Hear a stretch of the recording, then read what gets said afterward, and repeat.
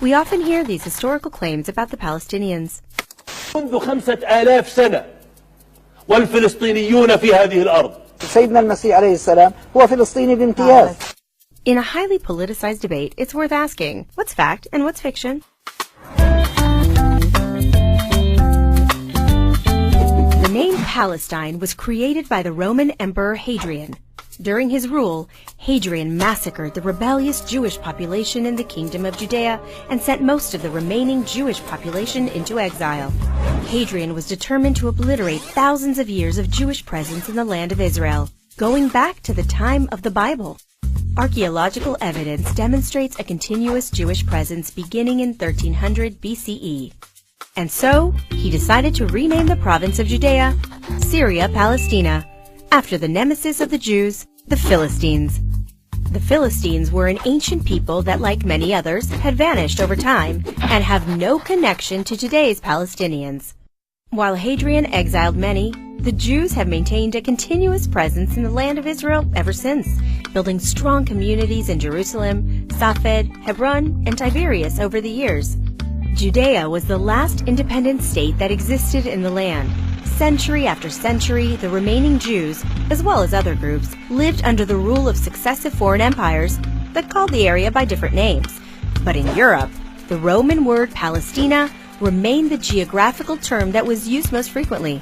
So when the land fell into the hands of the British at the end of World War I, they named it Palestine. The League of Nations, a predecessor to the UN, granted the victorious World War I powers mandates to control the Middle East and prepare the local peoples for independence. This area came under the British Mandate of Palestine. Two populations lived under the Mandate of Palestine, Arab and Jewish. Shalom. While the Arabs, for the most part, preferred to see themselves part of Greater Syria, the Jews adopted their new association as residents of Palestine. And so, the Jewish-founded Palestine Symphony Orchestra would, upon Israel's independence, become the Israeli Philharmonic. The Anglo-Palestine Bank would become the Israeli Leumi Bank. And this poster, that is often used today to support anti-Israel arguments, was in fact a Zionist ad promoting tourism to the Jewish homeland in Palestine. In 1947, the mandate expired, and the UN decided to split the land into independent Jewish and Arab states. The Jews accepted the UN resolution and called their state Israel. The Arab world, however, rejected the two-state plan, and right after the last British soldiers departed, attacked their newly independent neighbor. They wanted to eradicate the Jews in Israel. Against all odds, the Jewish people in Palestine, without a regular army or an air force, were able to defeat all of the Arab armies who came to destroy them. After the war, Jordan annexed the West Bank, and Egypt took over the Gaza Strip, both areas that had been assigned to the Arabs as part of the partition plan. Neither country saw a need to set up an independent state in these areas. As a result, an Arab state did not materialize in the former British Mandate of Palestine. In 1964, the Arab League founded the PLO, Palestine Liberation Organization. This was the first time this Arab group, that previously defined themselves as Syrians and Egyptians, started naming themselves the Palestinian people.